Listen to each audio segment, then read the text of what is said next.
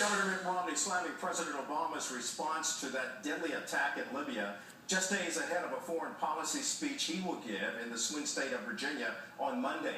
The governor says the president failed to lead on the tragedy. Here he is on Hannity. I believe, obviously, that what happened there was a tragic failure. There had been warnings of a possible attack. There were requests on the part of our commission there, of our diplomats there, rather, to have additional security forces. They were turned down. And then following the tragedy, we saw, well, misleading information coming from the administration. And in fact, the president didn't acknowledge that this was a terrorist act for what, a week or two? I mean, this was a terrorist attack. Lives were lost. This happened on 9/11. We expect candor and transparency from the president, from the administration, and we didn't get it. So what kind of message does Governor Romney need to get across in his speech on Monday? Ambassador John Bolton is a former U.S. ambassador to the UN. He has endorsed Governor Romney, and he is also a Fox News contributor. He joins us today. Ambassador, good to have you. And again, getting right to the point, what does Governor Romney need to put across on Monday on foreign policy?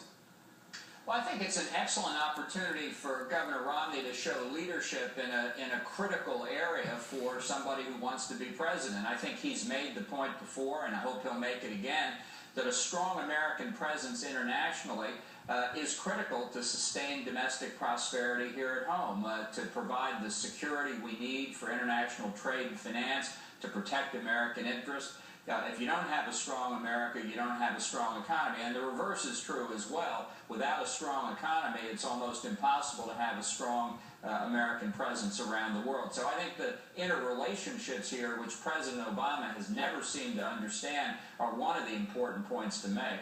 Well, here's something else to point out here, because in that interview with Sean Hannity, Governor Mitt Romney also told Fox News the Obama administration gave misleading information about the attack that killed a U.S. ambassador and 3 other Americans in Benghazi. So what's your assessment on the way President Obama handled this terrorist attack, and what does it say about the president's foreign policy? Well, I think it's pretty clear that as a result of what we can see from the tragedy in Libya and from the attacks on American embassies in Egypt, Tunisia, Yemen, and elsewhere, that the president's policy in the Middle East and really globally is falling apart. It's based on a misreading of the world environment, the idea that the war on terrorism is over, that the Arab Spring has been a great success, that things in Libya are just fine. And I think that's one of the reasons the administration came up with the explanation it did for the attack in Libya. The fact of a terrorist attack didn't fit with their worldview, and they had to find some way around it. In my mind, it's either been a cover-up or just a complete triumph of ideology over reality. Or as some have said, we were actually caught flat-footed there in terms of our human intelligence and what needed to be done on the ground in terms of foreign policy. Now, there are constant changes going on throughout the world, as we know, sir, on foreign policy and how that might impact our national security.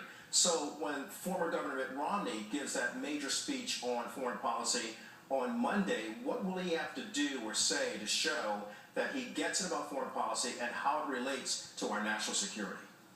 Well, I think there's a very strong majority of the American people who still believe in Ronald Reagan's approach of peace through strength, that a strong America is what dissuades our adversaries from attacking our interests. I think President Obama has essentially exactly the opposite point of view. He believes that American strength is provocative. He's one of those people that Gene Kirkpatrick once called a blame America first Democrat. And he thinks that if America is more retiring from the world scene, that the rest of the world will treat us better. I think that's totally divorced from reality.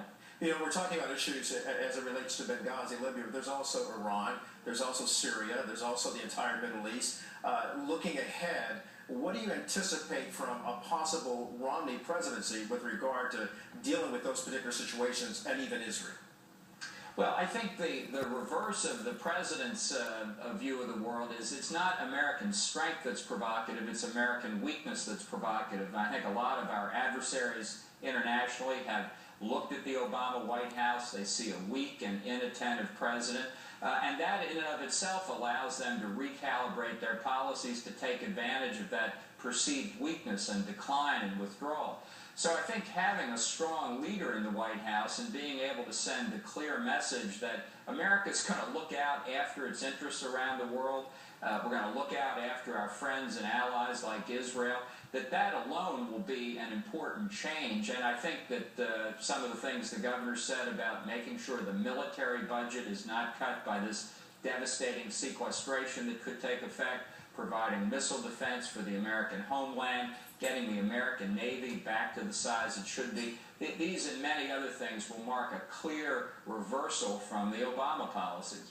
And Ambassador, real quickly before I let you go, what would happen, or at least what do you anticipate would happen, should Mr. Obama or President Obama get a re-election? How will foreign policy change? Will he have to make a change? Well, I think the president himself signaled what would happen in that famous open microphone conversation with then Russian President Medvedev, where President Obama said, give me some space until after this pesky election, and then I can be more flexible. And while the subject there was missile defense, something I wouldn't be flexible on, I think it's a metaphor for the Obama second term on national security more broadly, and indeed domestic policy as well. What you saw in the first 4 years, you're going to see doubled down in the second 4 years. Ambassador John Bolton, we appreciate your perspective, sir, on both candidates. Good day to you. Thank you.